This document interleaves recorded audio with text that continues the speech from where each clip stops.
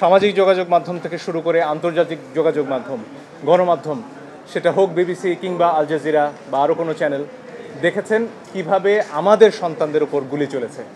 আল জাজিরার একটা ছবি, সেনাবাহিনীর সদস্যরা অটোমেটিক রাইফেল নিয়ে শুয়ে পড়লেন লাইন দিয়ে, তাদের 20 গজ দূরে নিরস্ত্র সাধারণ মানুষ, আমরা, আমার দেশের জনগণ, তাদের দিকে সেমি অটোমেটিক রাইফেল থেকে গুলি চলল।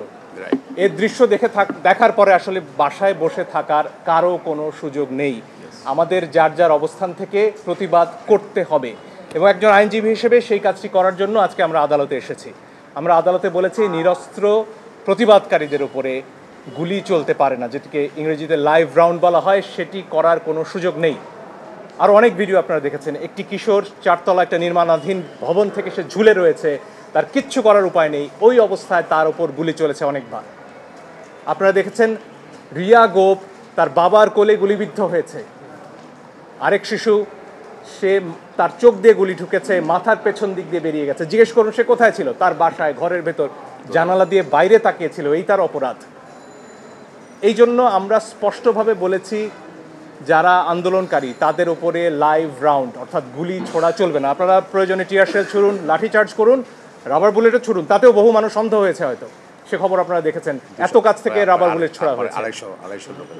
ফলে এই বিষয়গুলো সামনে আসতে হবে। আমার নিজের অভিজ্ঞতা আমি বলতে পারি, আমি ধানমন্ডিতে যখন হাঁটছিলাম আমার দিকে 2 রাউন্ড গুলি করা হয়েছে।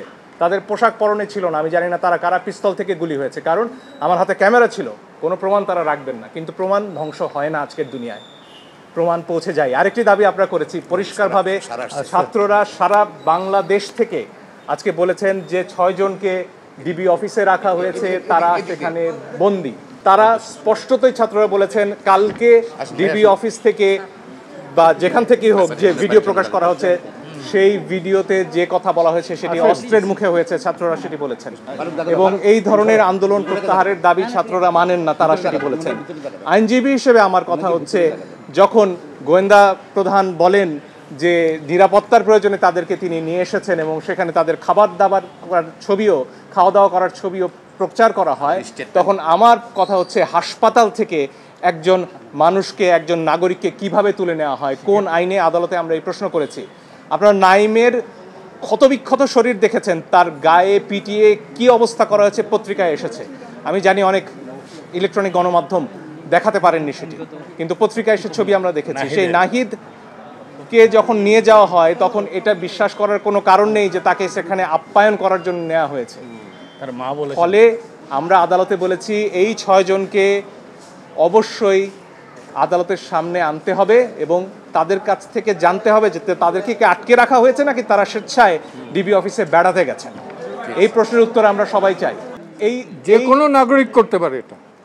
ফলে এই দুটি প্রশ্ন আমরা আদালতের সামনে রেখেছি।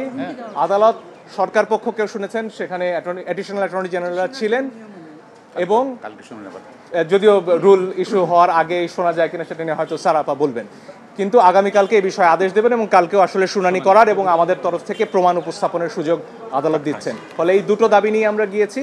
এই 6 জনকে আদালতে উপস্থাপন করে তাদের কাছ থেকে জানতে হবে যে তারা স্বেচ্ছায় সেখানে আছেন কিনা, এবং নিরপরাধ নিরস্ত্র যারা বিক্ষোভকারী হন, আন্দোলনকারী হোক, তাদের উপরে লাইভ রাউন্ড গুলি ছোড়া যাবে না, অ্যাসল্ট রাইফেল দিয়ে ট্রিগার চেপে বসে থাকা যাবে না, এটুকুই আমাদের দাবি।